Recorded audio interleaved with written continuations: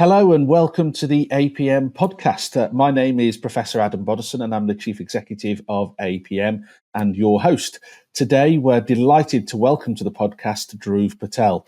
Dhruv is an APM Honorary Fellow and Chief Executive and founder of the Nisai Group. His company specialises in the delivery of online education services to learners around the world, particularly to what it calls non-traditional students. And we'll get into that, I suspect, in the conversation. Dhruv is going to share his experience of project delivery in the education sector, as well as the role of technology and hopefully a few leadership insights too. So Dhruv, thanks very much for joining us. And to kick off, perhaps let's talk a little bit about you. Can you give us maybe a sense of your background and your career to date, and maybe tell us why you decided to found Nisai Group? Okay, thank you, Adam, for inviting me to this podcast. I, in a very traditional way, going to a traditional education, but then decided to not go in follow my parents' footstep, my father's footstep in medicine. Decided to be an accountant, a chartered accountant. And after I got qualified, I decided I had enough of it and decided to go into business. So decided into what I would call training adults in IT and stuff like that. And then I found this software which allowed me to teach at a distance. So we said, right, great. And then fate, as they say, is an amazing thing. I came across somebody in Birmingham, and they wanted to teach children who couldn't go to school because of the hospital. And we had the technology which allowed us to do this. And when we got into that, I thought, wow, this is something. But then the students couldn't get education. So we said, right, let's set up an online school. And this is going back to late 2001 and 2002. And that's when we started off. So it's been working all this time to basically started off with children in medically ill, ME, and then we started off with children with learning disabilities, disaffection, and then carried on from there on. So it is the way we teach, which was important. It was how the teachers were trained to teach. It was not just teaching online, it was engagement and making sure that, but also at the same time, what I found was that children were not in the center of learning. They were just a number. And what technology allowed me to do was to put the learners in the center of learning and also to help personalize the learning, because everybody learns differently and everybody needs a different way of learning. So technology allowed me to do that. So we couldn't find any technology, so I had to create and write the software with a team of my team in software, which still exists. And we still have our team in Stockton, which does all these things. But it is a continuous improvement. And as we learn more and more, we never stop learning about how and what will affect and how we have to do things. But technology allowed me to do that. And it was quite an amazing journey so far. And I love what I do. And then we decided that, hey, what we do here is working. So why can't we make this affordable education everywhere across the world? And so I started out in Asia, and the more I got involved in the Asia side, the more I saw, they don't understand inclusivity because, it's a stigma. And how do we overcome that? And how do we make these young people, because they are able to do a lot of good things, why shouldn't we make them happen? And also, why shouldn't the people in the rural areas and islands get the same level of education? What stops it? So this is what we did. So I'm really enjoying it. Yeah, well, it's really inspirational, and I've had the pleasure of coming to see the centre in Stockton as well, and you've got a whole range of different people up there. You've got technologists, you've got teachers, you've got leaders, all kinds of people, and obviously that's grown over time. But it's one thing you have in a vision, Dhruv, of education, how you can change the world. You've had to get all of these other people to come on board and probably do something that was never in their mind to start with. How did you get people to kind of buy into your vision and to kind of come on this journey with you? It is, as you say, it's a challenge. But when you recruit the right kind of people, right? And I've been very fortunate, been very, very fortunate in getting the right people on board and having a strong relationships. But also, I think what we are doing is people buying into it. And even when you say to a software programmer saying, right, you got a choice. You can do programming for the big boys, or you can do something which can really make an impact and you can see the impact. I think they will choose this latter because they want to make an impact. They don't want to be just a number. So, and I had this so many times with my software guys, in the sense that they used to say, right, okay, I've got this new thing. And I would say, so how is it going to affect my learner, right? Now, when I come up with a new thing, they turn around and say, so how is it going to affect our learners? What a change. That's progress, And that for me is saying, okay, I give up. They know what they're doing now, you know? Absolutely. So we talked earlier on about the kind of some of the students you work with. They might not be accessing school. You talked about those who are in hospitals before.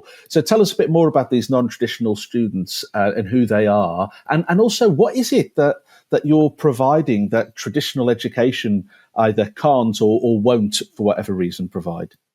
Okay, so I think the main thing is that we have lots of different learners, right from learners with autism, ASD, behavior issues, mental health. We have also young people in just coming out of the secure states. So we've got a whole sort of them, right? The key element is that we don't judge them, because on what happens in online, even though we don't usually have webcams as well, so it's a level playing field. Our teachers don't know which postcode they come from. Of course they know what their background is, but they don't judge. That's the most important thing, right? The second thing is, we don't have a factory model. We don't have by age group, we have ability level. We have only 15 in a class, which means we have the same ability, 15 in a class, no judgment, doesn't make any judgment, but it's about half-hour sessions and able to get the pace right, putting the young people in the right groups and let them be nurtured.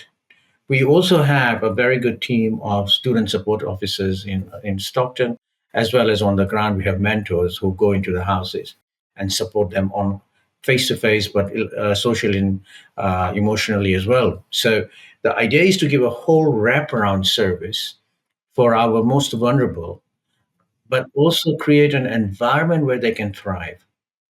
So that's the most important thing. Give them the environment and they can engage. And then we can take them on a journey. And it's the journey which matters. If you get the right journey, they'll get their end game. If you don't put them on the right journey, they will never get there. So it's very much a holistic kind of service that you're offering there. Now I know, as well as Nisai Group, or as part of Nisai Group, there's also the Nisai Education Trust, which is kind of I hope I describe this in the right way, the charitable arm of Nisai. Can you tell us a bit about what NET is and what it does, what its priorities are? Right. So the Nisai Education Trust was created by my wife and I to make sure what we are doing can be amplified, in terms of making, and again, it's the objective of that is to give people an ability to see what can be done, right, and also to disseminate information and values of learning online, but more importantly, that there is a light at the end of the tunnel for some of the young parents and parents who are in this situation, not only in the UK, but around the world. And we have done some amazing webinars and success seminars, live hybrid events. And for example, in last December, we did an event in Brunei, which was all about inclusivity in education, but inclusivity in workplace. So neurodiversity is to make people aware that this is there and that we have to have an inclusive world, right? And make sure that whatever we are doing, and we have now got this UKTRI grant to allow us to have a person in Stockton to be a research doctorate person to research all the outcomes which we have, how they can impact, what is the impact value of it. And that is also supported by Staffordshire University. So having those kind of stuff with us, we can hopefully use it to reform education, not only in the UK, but elsewhere, make it much more informative about how we can make impact to those young kind of learners, not sideline them, but bring them into the mainstream. Because if you got 20 to 25% of your class in this group, that's a major group. And then you got on top of that the COVID and mental health. We're coming to 30% of a class. That's a hell of a human resources which are not being deployed effectively. Yeah, wow, yeah, absolutely. And so, Dhruv, there will be people who are watching or listening to this conversation who might want to find out more about the work that Nisai is doing, either the education side or the charitable side. Is there a website they can go to find out more? Sure, it says www.nisai.com. That's it, simple. NISAI.com. Fab. Okay, well, we'll let people have a look at that. It's funny, the www dot.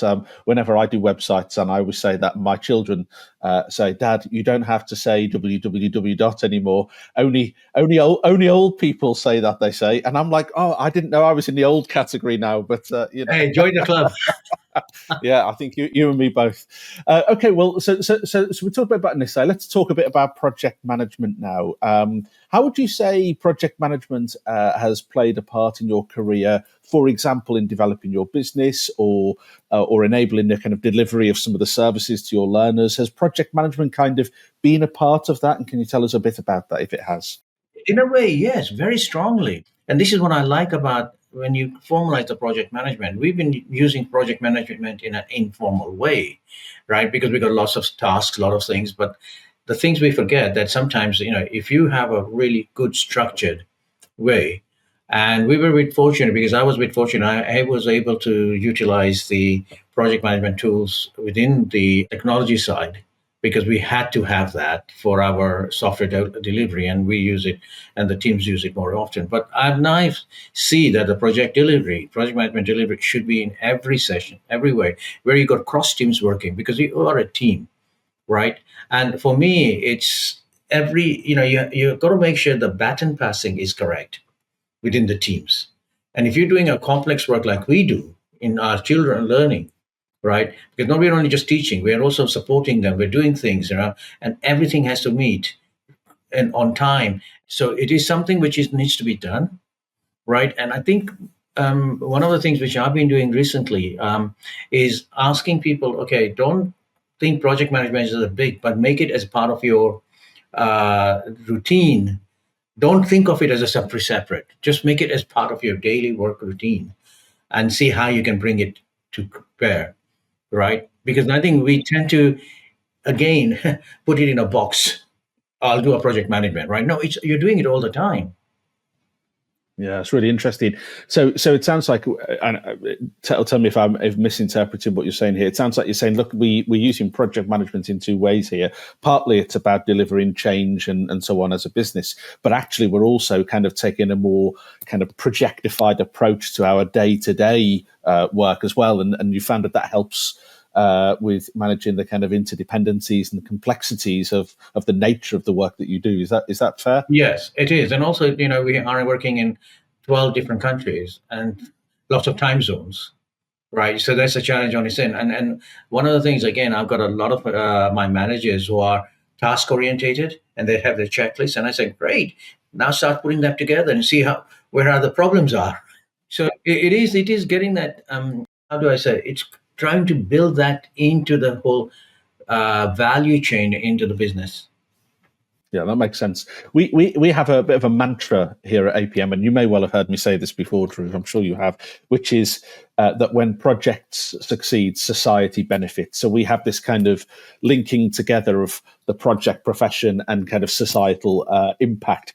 And I'm really interested to kind of get your sense of the potential that projects have to change the world. For example, I think about something like the UN SDGs, the Sustainable Development Goals. You and I have had many conversations about them in the past. What's your sense of this capability, a capacity of projects to change the world? Well, let me just give you an example, potentially. So we should be getting a project in Thailand, right? We're dealing with schools and for learning with children out in the remote areas and stuff. But that would involve us to put together a teaching center in one of the regions in Thailand and train them up and push it. So for that, I've created a project management office in Bangkok, right? And I've got a good project manager. He worked on the building of the second terminal of Suvarnabhumi Airport. But to deliver, the pilot and then deliver that right across Thailand, right? Train the teachers, recruit staff, get the space, all the equipment, got everything, make sure everything is working, make sure that technology is working. Hey, it's got to be something. But by the time we've delivered that, we'll make a big impact, right? For those young people in the rural areas who would not get education, because we would have something, a centralized teaching center doing English and Thai curriculum, right? But that's where he starts making big impact. And I've just got another one. I hope they've agreed in principle in Malaysia, right? A similar one. So you could see how, and then you bring in, roll in and this is part of the nobody left behind agenda on the SDG as well, right? And if you get the education right, you get the poverty, you get the health, you get all those things, right? It's all the 17 Sustainable Development Goals are all connected. It's education, as they say, it's education, stupid, you know, that's what is required, you know, and that's what I see how this thing makes it happen. Yeah. So it's interesting, Dhruv. I probably in my kind of career, which, as you know, also with an education background, I've been into hundreds, probably thousands of schools and trusts and so on. And I was thinking before our conversation today, I can only think of two out of all of those where they had, actually employed a project professional within the school or within the trust. Why don't you think that schools and trusts see the value of that kind of professional? Is it a money thing, or is it? I don't know. What do you think? I think it's a legacy, and this is my beef with education right now. We're still in that manufacturing age, right? So we are manufacturing people, boom, boom, boom, boom. But now we're in a digital age. We're in a different age, right? Our children need to work flexible, but we're still getting them in that silo. So when our kids come out of school, they don't have a clue about, but they're playing on games and playing on games on that which are very much critical thinking, critical resources, and that's project management. But nobody in the school understands that, right? Whereas we need our future employees to be much more flexible working, right? And understand how everything fits together. And what project management, and this is why you and I know that we should be bringing kind of project management into schools, right? Right, as a way to say, hey guys, this is the way you will be working, and this is how it's interconnected the world's going to be, whether you have this current wave of me alone society, right? You still will be included, right? It's got to be a connected world, yeah. And it needs to be brought that across, and this is why I just do not understand why the schools don't have it. I think it's just the way the education is right now. It's so manufacturing based.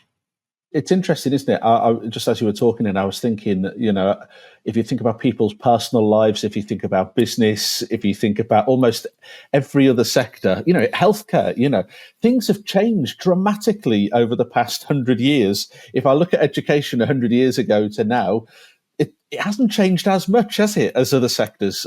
It's still quite traditional in that sense. Yeah, we're still in the industrial revolution mode. The factory. Yeah. We are. You just think about it. Yeah, well, okay. So you talk about the kind of the technological era or the digital era, I think was the word that you used. One of the challenges I certainly find is that trying to kind of stay ahead of the rapid advances in technology, especially if you're in business, in a technology business like you are, that's really hard to do, and probably gets harder the kind of deeper you go. How do you stay ahead of all the change that's happening in the technology space? The famous Moore's law that it will compound every year, right? I think you got to take a step back from that, in my opinion, because I was with a friend of mine who really ran a tech company, and do you remember the old days? We had National Grid here, and we had all those plethora of learning management systems, and everybody had a learning management system in the schools, right? How many of those providers exist? Very small, because they could not keep up, and the price of technology and thing goes down and down and down, right? And the cost of recruiting goes more, and everybody comes up with new thing, and there's another new thing, and it's a constant battle. But also, our human brains are not capable of growing that fast, right? And having technology. So, for example, I've got this Samsung 24. I don't know how to use it. I just know how to make a call on it, right? My brain doesn't compute. So I feel that we need to have the human side as a blend on it, right? And I think that you need to let the technology and the human side work together, right? Rather than let technology run away. And this is what we're doing in our side. We're not running away with any new things coming up and saying, right, let's go, go, go. Think. Even with the AI, how can we use AI, right? We're not going to use it for teaching, but let's see how can we use it for data collection. Let's see how we can use it for analysis. Let's see what we can do it for other things, right? Okay. But let's us be in the control, not the technology. Humans should be in control. And that's my mantra.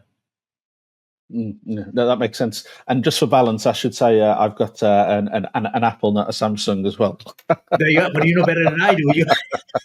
I can't use it. Well, I'm sure there'll be a debate about whether or not I can use mine as well. So you talked a bit about AI there, and that's something that, as a kind of leader of an organisation, I spend quite a bit of time thinking about at the moment. The big question to AI or not to AI, and if you do, in what areas. What you kind of talked about AI there as an opportunity. I think. Are there any kind of threats, do you think, from AI? Should we be worried about this in education? We're going to be using data, AI for our data analysis, and also allowing our teachers to how to interpret that, okay, and help them with that. So we are looking at how teachers, students, before they fail, we are there to pick them up. Where I get worried is when we are using AI for everything, right? AI is very good at looking at in health situations, looking at a whole lot of data and coming out with a simple thing, right? That's really good. But in the East, there is a big push for, oh, AI will do this, AI will do that. Don't worry about it. We'll have people, AI can take care of this particular job, right? And then I sit back and I think, right, okay, has anybody in technology teams sat down and thought, what the hell are we going to do with these people who are going to be replaced, right? In the West, we are okay. We got a lot of great good social services and safety net. In developing countries, we don't have that. There'll be a lot of people who will be made redundant. They won't have any jobs. They won't have any way to put their foods on. But yes, there'll be other jobs there. But when you have moved a lot of people out of the rural areas into urban areas for industrialization, they're rarely going to go back to their homes. So you're talking about the fact that the impact of AI will be felt differently by different parts of the world. That's a really interesting view. Let's talk about leadership. I was hoping we get a few kind of leadership gems and insights from you. What would you say, Dhruv, are the attributes of a really great leader? For me, I think picking a good team is really important, and let him get on with it. And I think it's for me. I've had lots of discussions or robust discussions with my team, and they really put me down when they need to put me down. But that's great because that's what. Listen, I don't have the monopoly on ideas, and my role now is to facilitate people, right, to come up and then make it happen. Because what you do need is giving that empowerment, but also have them coaching and having the because my job has changed dramatically over the last 3 4 years, where I used to be the center of the universe. Now I'm one of the, I'm out, right? But the center of the universe is a team. So it's how you actually work with the team. Yes, there are days when I'm feeling, what the hell is this all about, right? But then something happens and I'm back up again.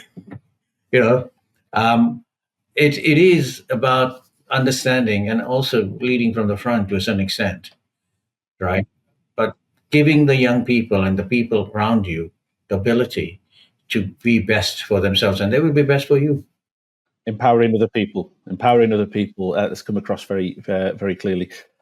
So I think we're almost at the end, but I just one final question for you, Dhruv. And in fact, before I get into the question, let me congratulate you on your APM Honorary Fellowship that you received earlier this year. And my final question kind of relates to that, is I wanted to ask, when you found out that you were going to have this honor, what was your reaction, and where were you at the time?